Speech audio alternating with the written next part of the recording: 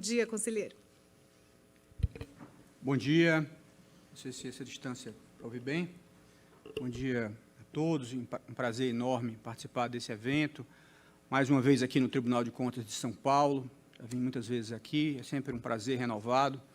Cumprimento o doutor Sérgio Rossi, doutor Fábio Xavier, todos aqui presentes, o presidente conselheiro Valdomiro Távora, presidente Manuel Andrade, Reginaldo, conselheiro, querido amigo, doutor Pedro, enfim, todos aqui presentes. Hoje, dia dos professores, cumprimento todos os professores. Estou vendo aqui a professora Ana Carla Blecheriene. Parabéns, professora, parabéns, professor Luciano, professores aqui da Universidade de São Paulo. Prazer enorme a presença de vocês aqui. E, em nome de vocês, dos senhores, cumprimento todos os professores e todos que participam aqui, os profissionais de TI, enfim, servidores da casa, e todos que assistem este evento tão importante realizado pelo TCE de São Paulo. E o tema que me foi proposto, que eu propus falar, é sobre o uso da tecnologia da informação e a avaliação de políticas públicas. Como quem está acompanhando o debate brasileiro, o debate internacional, tem ouvido muito falar da importância, como se fosse um reavivamento, uma revalorização da avaliação de políticas públicas. A avaliação de políticas públicas é algo muito interessante, porque se a gente olhar a literatura nos anos 60, nos anos 70, se falava muito nisso, havia uma grande esperança que a avaliação de políticas públicas seria resolver boa parte dos problemas que o mundo enfrentava. A escassez de recursos, focalizar melhor os recursos públicos, que são limitados. Então, havia uma esperança muito grande. Essa época que há, por exemplo, o orçamento-programa, e várias iniciativas extremamente relevantes foram feitas lá nos anos 60, nos anos 70, 80. Mas, com o tempo, houve uma certa frustração com a avaliação de políticas públicas. Foi se percebendo o seguinte: olha, o regime que a gente tem é a democracia. Então, democracia, na definição lá de Abraham Lincoln é o governo que vem do povo. Então, é o povo que tem que decidir. Quer dizer, então, são os políticos eleitos que têm que decidir o que vai ser, o que vai ser gasto, o que vai ser, enfim, como é que vai ser a política pública, como é que vai ser definida a política pública.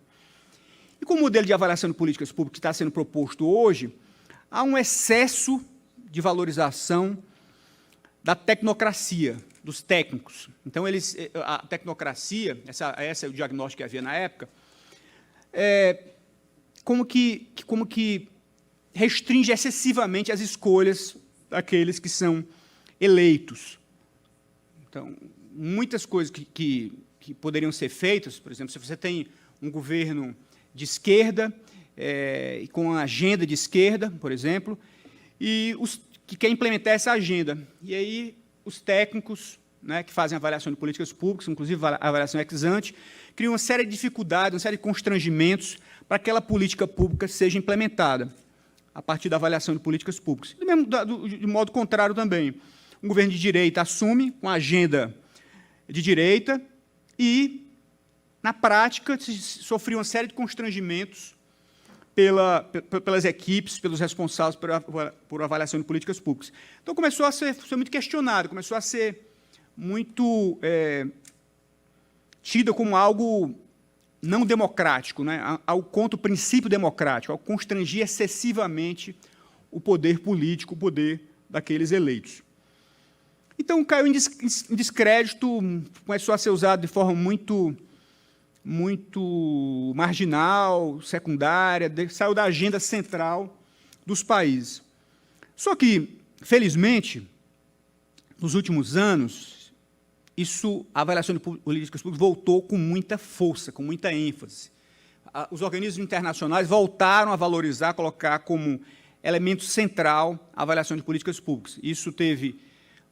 A OCDE fez um grande relatório sobre a importância da avaliação de políticas públicas, o Banco Mundial tem reforçado muito a importância, a própria Intosai, que é a entidade que organiza, que congrega as instituições superiores de controle, também fez um guia muito substancial, muito relevante sobre isso, chamado Guide 9020, valorizando a avaliação de políticas públicas, então voltou para a agenda. Agora voltou com uma nova roupagem, reconhecendo que a avaliação de políticas públicas ela serve, quem avalia política pública, os técnicos que avaliam política pública, as instituições que avaliam políticas públicas, elas não decidem, elas vão dar evidências para que as decisões sejam mais bem fundamentadas, mas com mais humildade, reconhecendo os limites da avaliação de políticas públicas, que elas não podem ser, que elas não podem querer substituir os eleitos, né? Elas são evidências. Claro que, na prática, é difícil de diferenciar, porque a gente sabe como funcionam as coisas. Eu mesmo, na minha experiência concreta, acho que todo mundo vê isso, as pessoas começam a trabalhar, eu lembro disso lá no IPEA, lá na Câmara dos Deputados, as pessoas começam a trabalhar em determinado setor, alguém trabalha na educação, ou na área de saúde, na área, qualquer área, saneamento. Em pouco tempo, você começa a se apaixonar pelo assunto e vira um militante do assunto.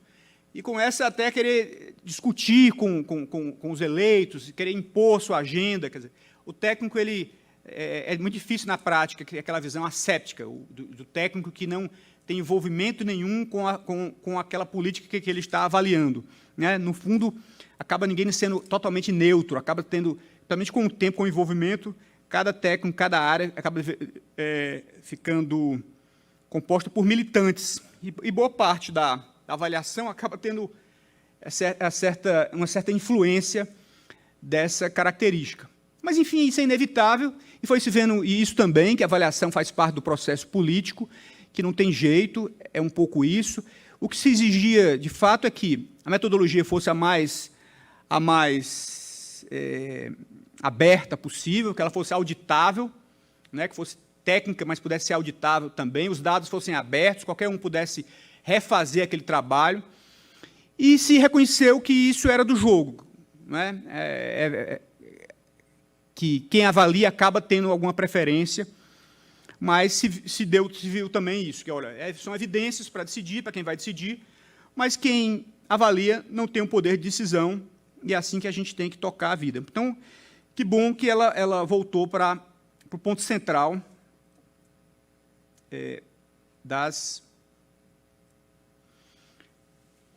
agendas dos governos. Como eu disse, esse aqui é um exemplo, um documento que a OCDE fez, não faz muito tempo, há pouco tempo, o Tossai também tem, o Banco Mundial, enfim, várias agendas, várias instituições têm isso. No Brasil, isso adquiriu uma força muito grande. No final de 2018, o governo federal fez 2 manuais muito importantes, 2 livros muito importantes. Pois não? Não está aparecendo? Eu tenho que apertar aqui? Não, agora vou deixar assim que já. Tá. Então, o governo federal fez 2 manuais muito importantes de avaliação de políticas públicas, um manual de avaliação ex ante, um manual de avaliação ex post, no Brasil, em 2018 ainda, e exatamente com esse diagnóstico. Olha, que muitos até criticam o diagnóstico, mas o fato é que ele está posto, que a carga tributária já está muito alta em boa parte do mundo, a capacidade dos governos de aumentarem essa carga tributária ela é limitada, não há muito mais o que crescer, há também uma certa descrença, uma certa ideologia contra o governo pode crescer muito, isso está sendo disputado também na sociedade, esse tipo de ideia, mas o fato é que chegou a essa conclusão, olha, o governo não dá para crescer muito mais do que isso. Esses aí são os recursos que tem. Tanto é que tem regras fiscais no mundo inteiro. No Brasil, você tem um teto de gastos, né? Os gastos são limitados aos patamares de 2016, não podem crescer além do que era em 2016, podem crescer acima disso apenas pela correção da inflação. Certo ou errado é o que está posto, é uma emenda à Constituição. No mundo inteiro, você tem teto, tem limitações ao gasto público, ao endividamento público, ao déficit público. Então, gente, se é limitado o gasto público, e as necessidades continuam sendo ilimitadas, o recurso é escasso, eu preciso direcionar melhor os recursos que estão disponíveis, né? Então, por isso é que ele voltou com tanta força assim, essa cultura de avaliação. Então, se identificava, olha, é pouco e é mal direcionado. Há uma cultura muito forte de incrementalismo. Se decide esse ano exatamente o que se decidiu ano passado. Por que você está colocando dinheiro nisso? Você pergunta a maior parte dos prefeitos, ele não vai saber. Não, estou colocando este ano porque coloquei ano passado. E assim vai se repetindo essa cultura em todas as esferas de governo, de um mero incrementalismo sem avaliação. Mas esse programa está dando resultado, o programa é bom. Será que não teria um programa alternativo melhor do que esse? Pouco se avalia isso, pouco se faz para ver se realmente é o caso de continuar colocando recurso ali. Além disso, um problema muito sério, que esse é um problema que quem estuda democracia, Reginaldo, tem ver com frequência o seguinte: olha, como é que se decide o gasto público? Essa é uma questão interessante. Eu já trabalhei muitos anos no Congresso Nacional e via como é que se coloca, como é que se vai decidir determinada política pública. Vamos chamar os grandes especialistas, professor Luciano, os grandes especialistas e vão apresentar a avaliação custo-benefício, vão olhar a taxa de retorno social. É assim que se faz? A gente sabe que, na prática, boa parte da decisão da política pública ela é feita pelos grupos de interesse, a ação dos lobbies, a ação dos grupos de interesse, não é? Grupos de interesse das mais variadas matizes,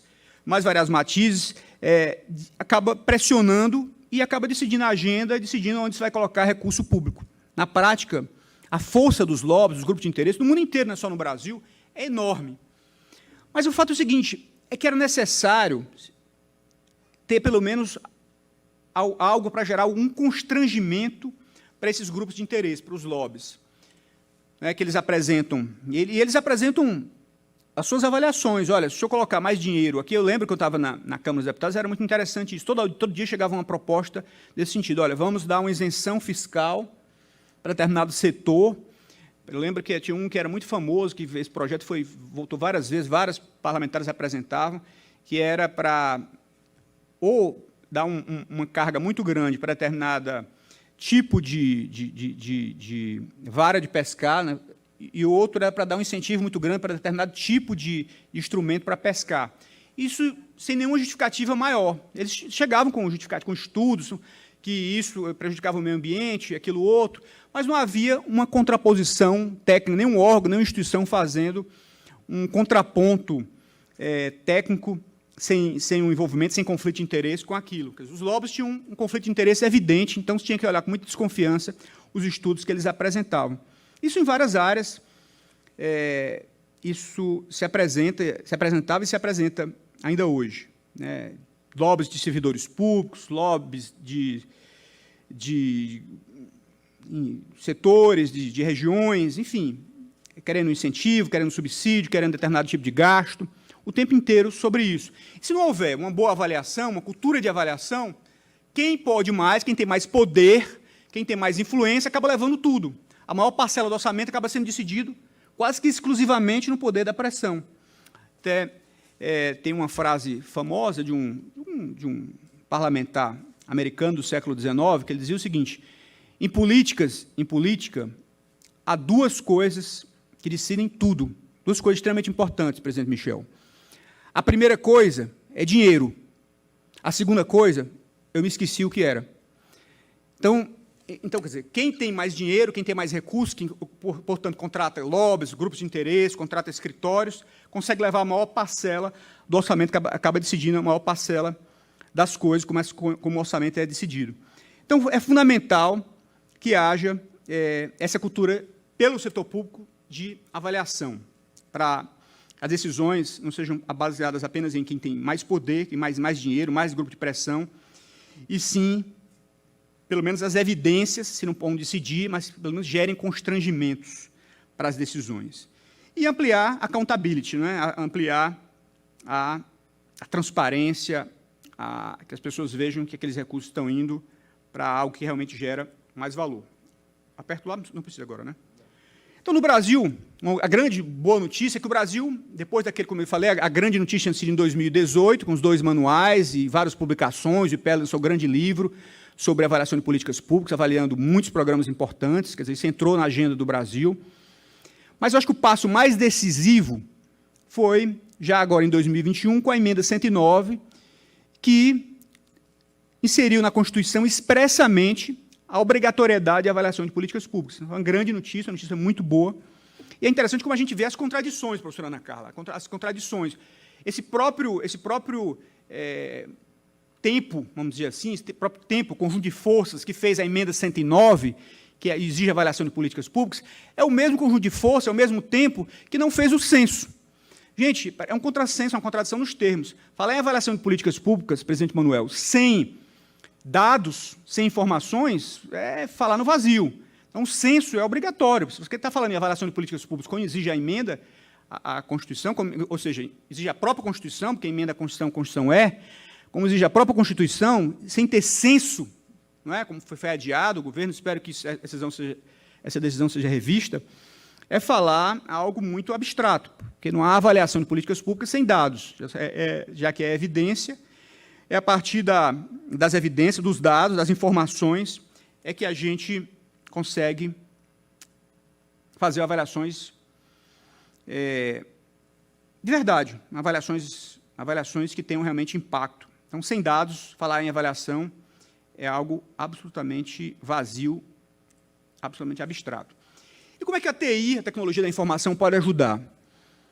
Eu separei aqui essa primeira que eu chamei de primeira geração de avaliação e o uso da TI. Porque o uso de dados desde que, de sempre, se utilizaram dados para tomar decisões. Não é? Se a gente olhar, e aí no século XVI a gente vai encontrar casos, no século XVII, enfim. Mas, por exemplo, se a gente olhar, por exemplo, para a macroeconomia, Keynes, ali, o grande Keynes, tão falado, tão citado, quando ele dizia o seguinte, olha, você quer aumentar a renda, tem que aumentar o gasto do governo. Então, para fazer isso, ele achar que aumentar a renda, você precisa aumentar o gasto do governo, ele tinha que ter dados para aquilo, para chegar às conclusões que ele chegou.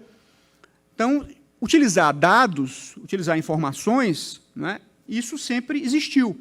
Agora, com a medida que a computação foi evoluindo, né, que são dados, ou seja, o processamento de dados, o processamento desses dados e o uso da TI, as possibilidades se ampliaram enormemente, tremendamente. Então, até hoje se usa e vai continuar usando muito tempo essas gerações que eu chamei de primeira geração e a geração atual, elas são superpostas, né? Então, vão conviver muito. Até hoje se usa muito e vai continuar se utilizando, os meios tradicionais. Planilha eletrônica, eu lembro que as primeiras regressões que eu fiz foi usando o Excel. Na verdade, até antes, o Lotus 123, quem é mais antigo lembra disso, o Lotus 123, não era uma planilha eletrônica que se usava lá começo dos anos 90. As plataformas analíticas, elas já existem lá, pelo menos o SAS, por exemplo, desde os anos 70, o Gauss desde os anos 90 ou 80, acho que dos anos 80. Então, isso não é novidade, isso faz tempo que se usa isso, e continua se usando. Quando eu quero fazer, por exemplo, uma política pública, eu quero gastar mais R$10 por aluno, por aluno. Eu quero saber quanto isso vai impactar no aprendizado. Eu posso usar uma base de dados tradicionais. Né? Eu vou olhar gastos, orçamentos, e vou olhar os resultados dos alunos nesses exames nacionais que há, e olhar se isso tem impacto ou não, e chegar às minhas conclusões. Então, os softwares convencionais continuam sendo utilizados, até o Excel para isso, mas mesmo outros, como o SPSS, enfim, a coleta tradicional de dados, o próprio censo, é um sistema tradicional de dados, né, que existe há muito tempo e vai continuar existindo durante muito tempo. Ele tem falhas, mas ele continua sendo essencial, continua importante, mais do que importante, continua essencial essa primeira geração de uso da TI para avaliar políticas públicas. Então, se a gente vai em qualquer instituição que avalia, desde universidades até o IPEA, enfim, os tribunais de contas que fazem uma avaliação, vão fazer regressões, vão usar econometria, basicamente isso se usa com TI. Mas acho que a grande novidade, não é nem tão novidade já, mas acho que a novidade é a disseminação do ponto que há hoje, é o chamado Big Data, o chamado Big Data para aportuguesar, mas o Big Data é um novo patamar de uso da TI para avaliação de políticas públicas, né, para formulação de políticas públicas e para avaliação de políticas públicas. Isso aqui é a nova geração que convive com a geração anterior, mas que realmente permite um novo patamar. Estou vendo ali para o professor Luciano, que é um grande especialista nesses assuntos, que trabalha todo dia com isso. Então, eu vou falar um pouco sobre isso, sobre o que tenho visto na experiência brasileira e internacional. Primeiro, essa definição ainda é imprecisa. É interessante que até hoje ainda é imprecisa. Para muitos, pelo menos para alguns, basta ter 1 terabyte para cima, já seria um Big Data. Por exemplo, não sei se o IEGM aqui de São Paulo tem mais de 1 terabyte. Então, o IEGM já seria, por essa definição, a primeira definição, um Big Data. Um Big Data, que é uma base de dados muito grande, né, muito acima do que era convencional se fazer, porque são 7 dimensões, 600 e poucos municípios, então já é mais de 1 terabyte, já seria, na definição mais tradicional, a primeira definição de Big Data, já seria um Big Data. Depois, é muito parecido com essa segunda, com a primeira, todo aquele conjunto de dados que não dá para usar numa planilha tradicional, num software tradicional, um Excel. Eu imagino que, por exemplo, não dá para trabalhar com Excel com IEGM, fazer regressões, fazer correlações, já é muito grande, né? Então teria que usar um pacote específico, algo como SAS, algum pacote, um software analítico específico. O Excel já não dá. Então ele também se enquadra IEGM, o Índice de Efetividade da Gestão Municipal, como um Big Data também. Outros já estão uma classificação são aqueles dados que, além de serem grandes, eles têm essas três características. Variedade, porque eles têm várias fontes. O dado ele vem desde... Aqui eu estou falando agora, isso pode ser considerado um dado, está sendo gerado, a minha fala aqui, está sendo filmado, então isso são dados que estão sendo produzidos. Eu vim para cá, eu vim no Uber, o Uber usou o Waze, o Waze é um dado que está sendo produzido, o próprio Uber, né, deslocamento, o caminho que ele veio, é dado que está sendo produzido. Então, variedade, as várias fontes de dados, ele vem de vários lugares, diferentemente da tradicional, os dados eles vinham basicamente de planilhas, eram dados estruturados, agora não, vem de tudo quanto é lugar, tudo pode ser um dado. Velocidade também, que é diferente, quase online, ou pelo menos diário, né?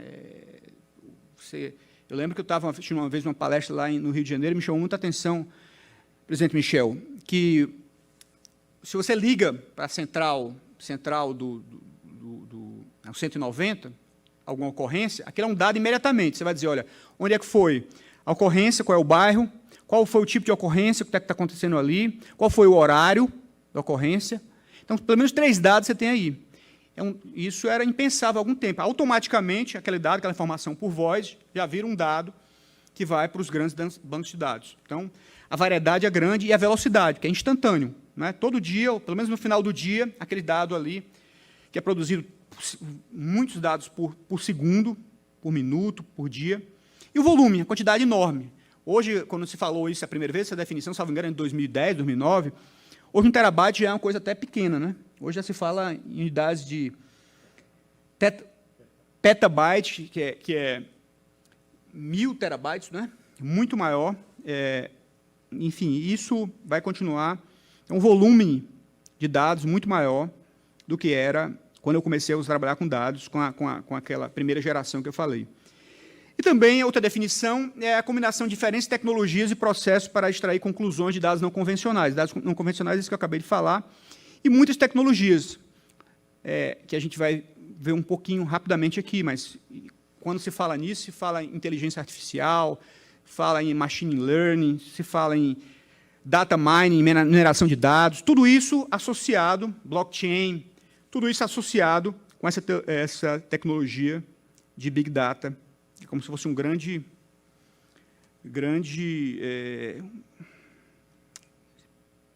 guarda-chuva que abrange todas essas novas tecnologias, novos processos. E o Banco Mundial tem uma definição, que acho que é a definição hoje mais precisa, que se mais usa, que é exatamente isso. Olha, crescimento exponencial dos dados, particularmente daqueles originados de celulares, que seja variedade grande, satélites, sensores, câmeras de vídeo, redes sociais. Crescimento de tecnologia de computação, isso é fundamental, né? A capacidade de analítica desses dados, que não era possível no passado, e de algoritmos que aproveitam a enorme quantidade para tirar conclusões desses dados. Associados, como eu já falei, esses vários outros ainda tem, e outras que, em geral, se associam também a Big Data. E quais são, então, as possibilidades? São enormes. A capacidade, realmente, quanto mais a gente estuda esse assunto, mais se surpreende. Porque, primeiro porque a gente consegue tirar conclusões de onde não se conseguia antes. A quantidade de informações disponíveis para você tomar decisões é muito maior. Claro que também a gente tem que utilizar, como ontem lembrou o doutor Fábio, muitas vezes aquela regra de Pareto também se aplica aqui. 20% dos dados consegue 80% das informações. O excesso de dados também é um problema, não é? Às vezes porque os dados nem sempre são bons, os dados são ruins e tal, mas o fato é que as possibilidades são muito maiores. Essa capacidade de processamento é muito maior do que antes. Você cruza bancos de dados enormes, isso também a gente está usando. Lembro que a nossa experiência lá no Tribunal de Contas do Estado do Ceará, vários tribunais têm isso, mas, nossa, por exemplo, quando a gente criou o sistema Ágora, que é um sistema de receber as informações dos jurisdicionados, as possibilidades ampliaram muito, porque ele recebe dados não estruturados, e dados estruturados também, e sai cruzando esses dados e tomando uma série de conclusões, tirando uma série de conclusões que, no passado, se passaria por um técnico, passaria meses, ou semanas, meses, e vários técnicos para chegar àquelas conclusões, dificilmente chegariam. E aqui, em algum tempo, ele consegue entregar correlações, mostrar para quem vai tomar decisões algo que a olho nu era completamente invisível, não contra correlações e relações de causalidade que antes eram impossíveis ou eram muito mais difíceis de serem encontradas. E nisso, quer dizer, também encontrar variáveis relevantes e o que é irrelevante. Quando você vai fazer uma política pública, o que causa impacto? O que é que realmente causa impacto, o que é que não causa impacto? Isso é essencial, porque toda hora a gente tem uma política, tanto pela ação do grupos de interesse, quanto pelo incrementalismo, quanto pelo desconhecimento, pela desinformação, a gente vê políticas sendo adotadas que causam impacto pífio, ou impacto, outra política alternativa poderia ter um impacto muito maior. Então, toda hora tem uma discussão sobre isso. Por exemplo, o Bolsa Família foi um dos programas mais avaliados do Brasil. E antes do Bolsa Família, havia vários outros programas que pulverizavam. Você tinha o Vale Gás, o Vale isso, o Vale aquilo. Não é? Então, se recebia algo que já era associado a uma determinada compra, naquela visão de que o governo já estava encontrando algo que tinha uma taxa de retorno social mais elevada. Então, o governo já identificava para você qual era o benefício, é o gás. Não é? Agora mesmo está tendo uma discussão sobre isso, sobre um grande debate nacional sobre esse projeto de lei que distribui absorventes para mulheres carentes, né, para estudantes, e foi feito um diagnóstico dos problemas que isso causa, a ausência disso. Então, mas teve impacto, teve avaliação sobre isso? Essa, de fato, é a melhor política, a distribuição direta? Ou a melhor política? Não estou dizendo que é, estou dizendo que não há avaliação, até onde eu sei. Essa é a melhor política, ou a distribuição direta de recursos, para cada um decidir o que vai fazer, é mais eficiente? Então, no debate público nacional, concordando ou não com determinadas políticas, há muito falta disso, falta de evidências. Né? Ainda estamos no começo dessa cultura de avaliação. Ao tomar uma decisão, determinada política, trazer as evidências. Essa é a melhor escolha. Ou, entre 5 escolhas distintas, a que tem o melhor resultado é essa, não é? De acordo com o objetivo. Claro que aí, na prática, a gente vai ter um monte de problema, porque, às vezes, o benefício é para um grupo, né? Olha, alguém propõe, olha, vamos dar determinado incentivo, determinado subsídio para determinado setor. E aí aponta os benefícios daquele subsídio. Mas os benefícios são para aquele setor, e os custos são socializados, são para todos. O benefício para um setor que exerceu um determinado lobby. Então, mas isso está explicitado, custos e benefícios dessas políticas, né? Isso foi explicitado, as evidências foram disponibilizadas para todos. Então, é uma questão que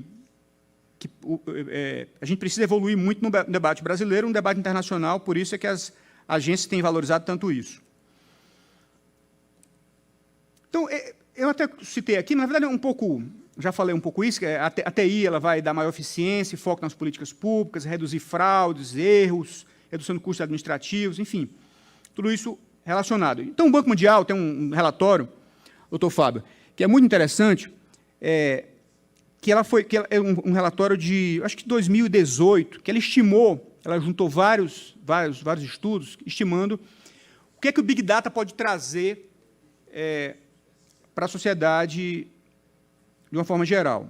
Isso é interessante. Por exemplo, só no Reino Unido, esse escritório do governo digital estima uma economia anual de 20 a 40 bilhões de dólares anual, viu, gente, com o uso do Big Data.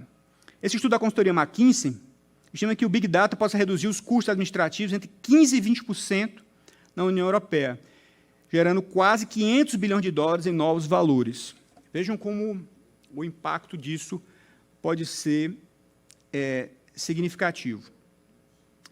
E como é que ele traz alguns exemplos, eu acho que extremamente importantes, e alguns até aqui do Brasil, de uso de Big Data na formulação e avaliação de políticas públicas.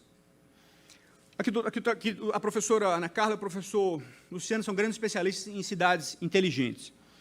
Esse é um dos usos que tem sido mais utilizado o Big Data.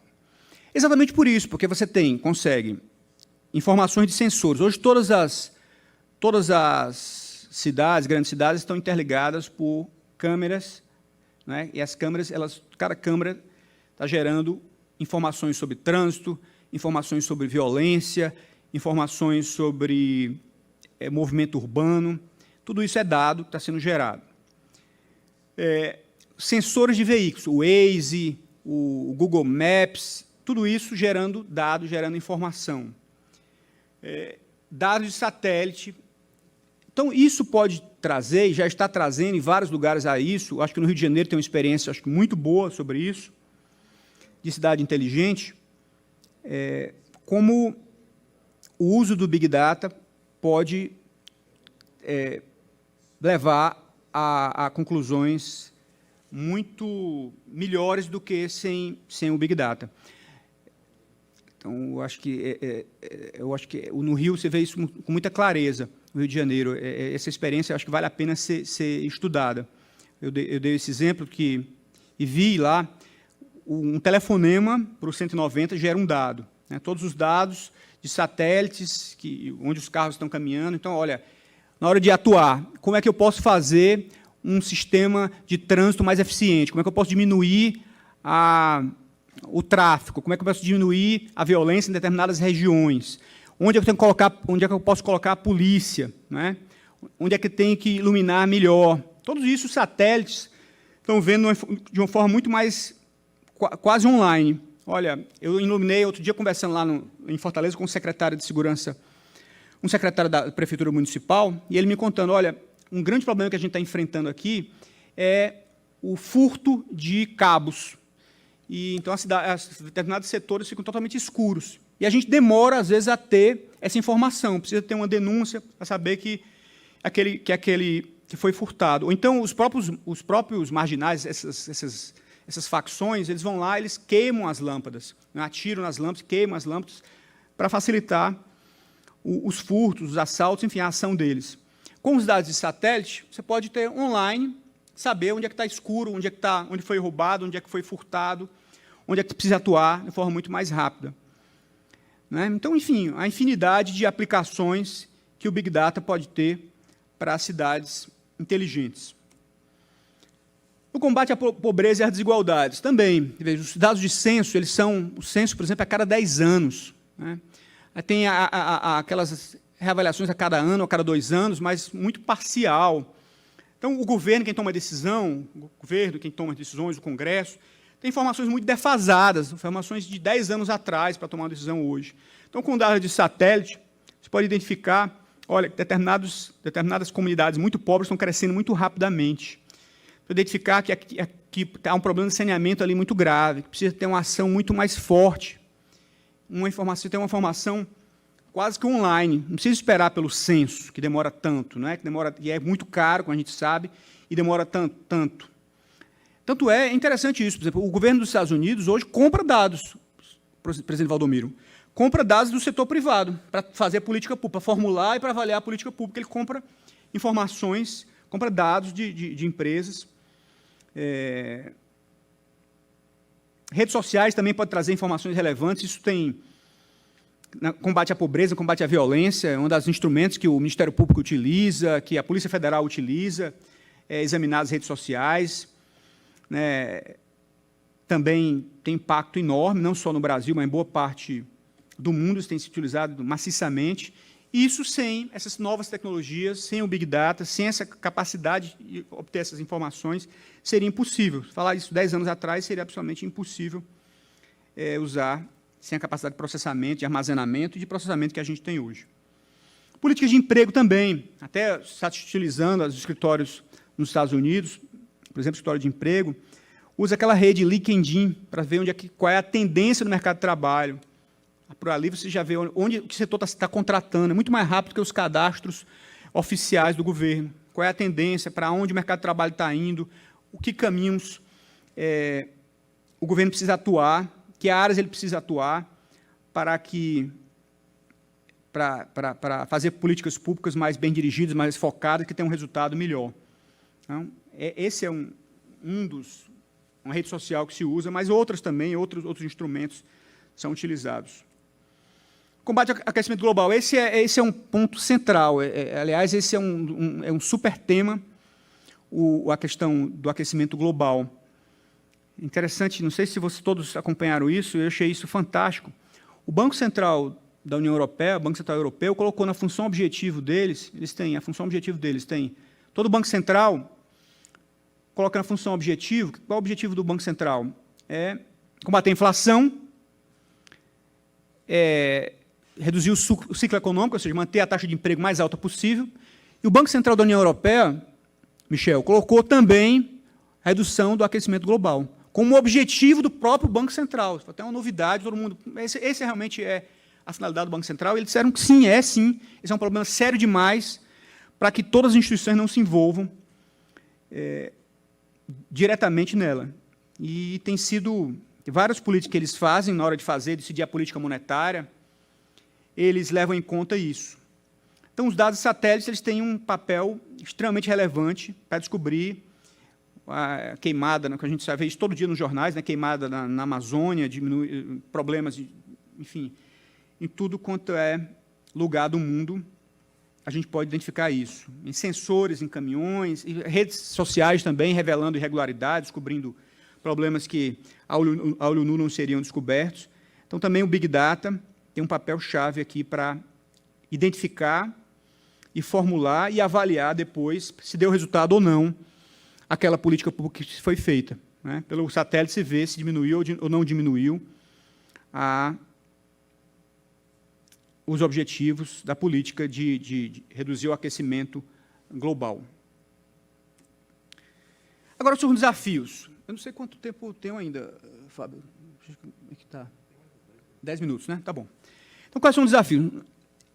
Falar em Big Data é extremamente relevante. Eu acho que, como diz aquela música do Legião Urbana, não temos tempo a perder, temos que investir nisso, se a gente não quiser ficar para trás, como o Brasil não quiser ficar para trás, e os tribunais de contas não quiserem ficar para trás, tem que investir nisso, não temos tempo a perder, mas a gente tem que ter em mente algumas coisas. Primeiro, que os investimentos são elevados, não é barato. A gente viu pela própria experiência nossa lá no Tribunal de Contas como é caro esses softwares analíticos, para a gente conseguir recursos para isso, não é barato. O treinamento intenso, eu sempre brinco com o pessoal, gente, a gente pensa que contratar um software desse, essas plataformas analíticas, é igual um liquidificador, que a gente compra, chega em casa, liga na tomada e começa a usar. Não é assim. Tanto que a gente comprou, teve uma frustração enorme, porque é como se você tivesse uma Ferrari e só pode dirigir igual se você tivesse um carro popular. Então, porque você não sabe usar a Ferrari. É um super poderoso, super potente, super rápido, mas eu não sei dirigir carro automático, eu não sei nem... Então, Então, é um pouco isso. Quer dizer, tem que ter um treinamento muito intenso. Não é trivial. Não é trivial. Usar Big Data, usar esses instrumentos analíticos, precisa de um treinamento intenso na força de trabalho das instituições, mudar a cultura, para isso entrar no sangue, para entrar na alma. Problemas também, quando você começa a usar, até porque você não tem muito treinamento, nas primeiras coisas, a gente começa a encontrar correlação e concluir que encontrou causalidade. Isso é muito comum também. Alguém encontrar, olha, estou encontrando essas duas variáveis aqui, então é isso que está causando uma fraude, por exemplo, é isso que está causando esse problema aqui, isso está melhorando, mas não é. Às vezes o problema, aquele resultado, por outros fatores, ali é apenas uma correlação, não é nem uma causalidade. Então, identificar isso é fundamental. Eu sempre brinco até com o pessoal, brinco até com os meus filhos, isso, quando eu vou sempre à missa, aos domingos, e digo para eles, eu não venho mais à missa. Aí eles disseram, por quê, pai? Não, porque se eu vier à missa, eu vou ficar bem velhinho muito rápido. Aí eles disseram, por quê? Olha, vocês não estão vendo todo mundo aqui na missa é bem velhinho. Então, vir à missa torna a gente velho rapidamente. Obviamente, não tem nenhuma causalidade, mas tem uma correlação, né? Porque a maior parte das pessoas que vai, pelo menos na igreja que eu vou, são pessoas mais idosas, e então, por isso é que... Então, mas eu posso achar que aquilo é uma causalidade, e a missa envelhece mais rápido. Outro que eu dou outro exemplo, é bem didático, é claro que é didático, é extrema, mas eu brinco também com meus filhos dizendo isso, olha, eu não vou mais caminhar aqui nessa praça, porque eu vou engordar, vou ficar com a barriga enorme que eu caminhar nessa praça. Ele, por quê? Olha, todo mundo está caminhando aqui, é gordão, aqui é bem... entendeu? Então, isso é... Pois é, eu digo, falso positivo, e não é causalidade, né? É correlação, é porque naquele lugar ali, as pessoas estão caminhando exatamente porque querem recuperar a saúde, e não o contrário, ou seja, não é a caminhada que está fazendo mal para elas, fazendo elas ficarem muito mais com sobrepeso. Enfim, mas isso aqui é evidente, é óbvio, né, o que eu estou dizendo aqui, mas na política pública não é tão evidente. A gente vai muitas vezes encontrar, achando que é causalidade, presidente Manuel, e não é causalidade, é correlação. A gente acha que é isso aqui que está causando isso, mas, na verdade, não é. Então, a gente, por isso, precisa estar muito atento para isso também.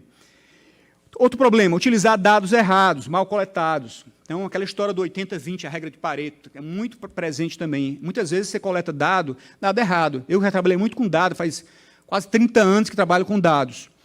Gente, eu lembro de um professor que dizia isso, olha, o seu dado, você precisa pegar o seu dado, cheirar o seu dado, ter intimidade com o seu dado tem que ser seu amigo, você precisa conhecer ele profundamente. Mas, em geral, as pessoas não conhecem os dados, saem coletando, até naquela ansiedade, ter o maior número possível de dados, coletando dados, e são dados errados, dados mal coletados, dados que estão contaminando o seu resultado. Você pensa, aí uma quantidade enorme de dados, jogo numa plataforma analítica e chega a uma conclusão errada. Se é a conclusão errada, vou fazer a política errada, né? Vou avaliar de forma errada, achando que aquela política deu resultado, foi isso aqui que aumentou, isso aqui que diminuiu a taxa de analfabetismo, foi isso aqui que aumentou a nota no PISA. Eu acho que foi isso, mas porque peguei o dado errado, e não foi isso, foi outra coisa, né? Então, especificar o modelo é fundamental, e usar o dado correto é fundamental. Parece fácil de falar, mas, na prática, quem lida com no dia a dia com isso, tem um trabalho enorme. Porque, por isso é da importância hoje dos cientistas de dados, né? Fundamental, qualquer grupo de trabalho hoje, lá no Tribunal de Contas, professor Luciano, a gente fez agora, queremos um monitor fiscal. Tem 5 ou 6 economistas, professores da universidade, junto com os nossos técnicos lá do tribunal, mas tem 3 cientistas de dados. Sem um cientista de dados, a gente nem começa a conversa, porque hoje é essencial, né? Então, o cientista de dados, não ele sozinho, mas na equipe multidisciplinar, fazendo parte de equipes maiores, é fundamental. Então, uma profissão hoje muito relevante, se a gente quiser ir bem nisso. E também outra coisa importantíssima é evitar o viés de confirmação, que é muito comum também, muito mais comum do que a gente pensa. Eu acho determinada política bacana, determinada política interessante, e aí vou colher dados, especificar modelos que apenas confirmam aquilo que eu acho bacana. Então, se eu acho determinada política legal, bacana, acho que ela é boa, então eu vou procurar aqueles dados, se dizia muito antigamente a história do torturar os dados, né? Então, vou procurar dados que confirmem as minhas crenças, Então, a econometria ou a análise de dados aqui, ele vai servir muito mais para, como se fosse uma legitimação de crenças anteriores minhas. Mas, não, de fato, ele não está agregando valor, porque o dado foi buscado com um viés, o modelo analítico escolhido foi escolhido com um viés. Daí a importância, gente, por isso que eu enfatizei tanto isso no começo, a não achar que a avaliação de políticas públicas é algo asséptico, não é algo que é totalmente neutro, quem avalia não tem interesse. isso é ingênuo achar isso, como era no passado, como se fosse algo... aqui é o técnico não tem interesse nenhum, o técnico é totalmente neutro. Não é assim. No mundo real, todo mundo acaba tendo interesse. Por isso é fundamental que a metodologia seja clara, os dados sejam claros, né, qualquer um possa refazer aquela pesquisa. O método científico já trata sobre isso, né, há tanto tempo. Não é mais ou menos isso que se espera aqui também em avaliação de políticas públicas. Então, como os tribunais de contas podem aproveitar o Big Data para falar especificamente sobre o nosso caso? De novo, claro, como investimentos elevados para todos, para a gente também vai ser armazenamento de dados é caro. Ontem eu conversava com o Dr. Fábio aqui, ele me falou do quanto eles investem aqui em storage, em cloud, tudo isso é muito caro, isso não é barato, são grandes empresas que têm interesses também financeiros, que não é bem público, não é? Isso custa dinheiro, então tem que investir nisso, não é? Investir muito em treinamento também, claro, porque não é trivial, como falei há pouco. É um processo lento para amadurecer. Quem tem a ilusão, eu vou montar um Big Data no Tribunal de Contas do Ceará, ou de São Paulo, ou qualquer Tribunal de Contas do Amapá, ou de Roraima, e vou, em 6 meses, ter um grande Big Data super bem montado. Gente, eu lamento informá-los, mas a chance de não ser assim é muito alta. É um processo lento, são alguns anos para isso amadurecer, você vai ter muito erro, por isso aquela história de inovação no setor público é difícil, porque inovação no Tribunal de Contas, presidente Valdomiro, eu sempre digo isso, no Tribunal de Contas, erro, em geral, a gente chama de tomada de conta especial, é dano ao erário. Só que inovação, processo novo, como é que é? É erro, erro, acerto. Erro, erro, erro, acerto. Então, a gente erra para poder acertar. Só que a gente, às vezes, é extremamente cauteloso, conservador, e vê com preconceito. Quando alguém erra, opa, errou, dano ao erário, tomada de conta especial. Como se a obrigação do gestor fosse sempre acertar, né? Toda inovação fosse de acerto. Aí, gente, o que é que faz? Gestores extremamente cautelosos, né? Que não inovam, que não tentam, porque sabem que a probabilidade de errar existe, né? É alta. Então, eu vou ser o mais conservador possível. Então, quem vai investir num Big Data tem que ter isso em mente, que pode dar problema. No meio do caminho vai dar um monte de problema, como o nosso lá, quando a gente fez o Ágora, quanto problema deu, né? Até foi sendo aperfeiçoado, a gente está no 2.0 já, pode se chamar assim, mas deu tanto problema até ele amadurecer, e tem hora que a gente tem vontade até de desistir. Gente, se eu soubesse que era tão difícil, eu não tinha entrado nessa. Mas é assim mesmo, por isso aqui é importante a boa governança, porque muitas frustrações podem aparecer com a demora dos resultados e com os fracassos. Então, por isso que eu vou até caminhando já para a conclusão, porque a boa governança é essencial para um processo desse, para a gente aproveitar a TI, o Big Data nos tribunais de contas. Primeiro, fundamental o envolvimento da liderança. Sem liderança, sem o presidente do tribunal, sem os conselheiros, sem o diretor-geral, acharem que isso é importante, dificilmente a gente vai ter sucesso. Não é? Não basta só o diretor de TI estar envolvido nisso, não basta a turma de TI, o setor de TI estar envolvido. Por quê? Primeiro, porque precisa de muito recurso, né? Precisa de muito treinamento. Segundo, porque pode dar muito problema no meio do caminho. E aí o presidente Michel vai chegar para o diretor dele e diz, olha, vocês não são de nada, vocês fracassaram, vocês disseram que era bom. Não, ele tem que estar comprometido, não é? Tem que ter o compromisso da alta direção, um compromisso político, e saber que aquilo realmente vale a pena, mas não é fácil. Não é só o liquidificador que vai ligar na tomada e vai funcionar. Então, o compromisso é fundamental. O compromisso, o envolvimento da alta gestão, do Tribunal de Contas, é fundamental. Então, esse elemento de liderança, que é um pilar da boa governança. A estratégia, fundamental também. Planejar as várias etapas, os planos de contingente, a gente saber que no meio do caminho muito problema vai surgir, aquela história ditado que eu gosto muito de repetir, ditado judaico, que o homem está fazendo planos, Deus está dando gargalhadas, é isso mesmo, toda hora tem um choque, toda hora tem um problema. Quem que esperava que ia ter pandemia, né? De uma hora para outra apareceu a pandemia, todo mundo teve que se ajustar, se adaptar. Lá no Ceará, de uma hora para outra, resolveram extinguir um tribunal de contas, o TCE teve que absorver, então temos que nos adaptar. Enfim, o mundo é assim, né? Toda hora tem um choque, toda hora tem um problema, maior, menor. Então tem que ter plano de contingência, planejamento é fundamental. Proteção de dados, que ontem o doutor Fábio falou tão bem, fundamental também. Se a gente vai trabalhar com grandes bases de dados, fundamental ter um plano, né? Um gerenciamento desses dados, a proteção desses dados. Uma das coisas que a gente fez muito fortemente lá no Ceará, e acho que todos os tribunais fizeram, foi fazer convênios com várias instituições para colher dados. Então, fomos à Prefeitura de Fortaleza, ao Estado, ao Governo Federal, à Receita Federal, a gente precisa dos dados de vocês. E para quê? Nas bases de dados de vocês, acesso à base de dados para poder fazer cruzamentos, para as nossas políticas, nossas fiscalizações, nossas avaliações. Eles entregam os dados, eu digo, ok, esses dados aqui são sigilosos, a Secretaria da Fazenda é muito ciosa disso, são sigilosos.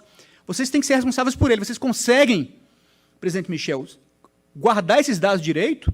Vocês conseguem ter a responsabilidade do sigilo desses dados? Conseguem tornar anônimos esses dados? Vocês não vão deixar vazar os dados? Então, quer dizer, para quem vai trabalhar com Big Data também, tem que ter uma estratégia de proteção de dados muito forte. Né? Extremamente forte, e hoje, com essa Lei Geral de Proteção de Dados, mais ainda. Então, gerenciamento de riscos, fundamental, formação e retenção de pessoal. Ontem a gente estava falando sobre isso. Essa área de TI, como esse crescimento no, setor, no mundo inteiro, em vários setores, né, do setor privado, muito fortemente, a gente está, o presidente Valdomiro estava até contando, olha, tem 2 profissionais excelentes, de repente chegou o setor privado, olha, te pago 50% a mais que você ganha, vem para cá. Formamos as pessoas, treinamento intensivo, de repente ele saiu. Não é? Saiu para ganhar mais, pede uma licença do tribunal, às vezes, e vai ganhar mais em outro setor. Então, uma política de formação, de retenção de pessoal, de motivação dessas pessoas é fundamental para a gente conseguir ir bem no Big Data. E controle também, né, monitorar os resultados, avaliar o próprio processo, está dando certo, não está, o que precisa de mais recurso, precisa de menos recurso, precisamos de redirecionar as coisas, né, precisamos fazer um concurso novo, enfim, tudo isso o controle vai dizer, vai ajudar. Então, só para concluir, pelo adiantado da hora, então, o Big Data não é panaceia, mas é um passo significativo na avaliação e formulação de políticas públicas. Os tribunais de contas precisam se preparar. Como disse na música do Legião Urbana, não temos tempo a perder. Né? Isso é uma realidade no mundo inteiro, e as instituições que querem ser relevantes, agora, nessa terceira década do século XXI, precisam entrar nessa onda. Se não entrarem, correm um sério risco de ficarem para trás, se tornarem irrelevantes. Obrigado, gente.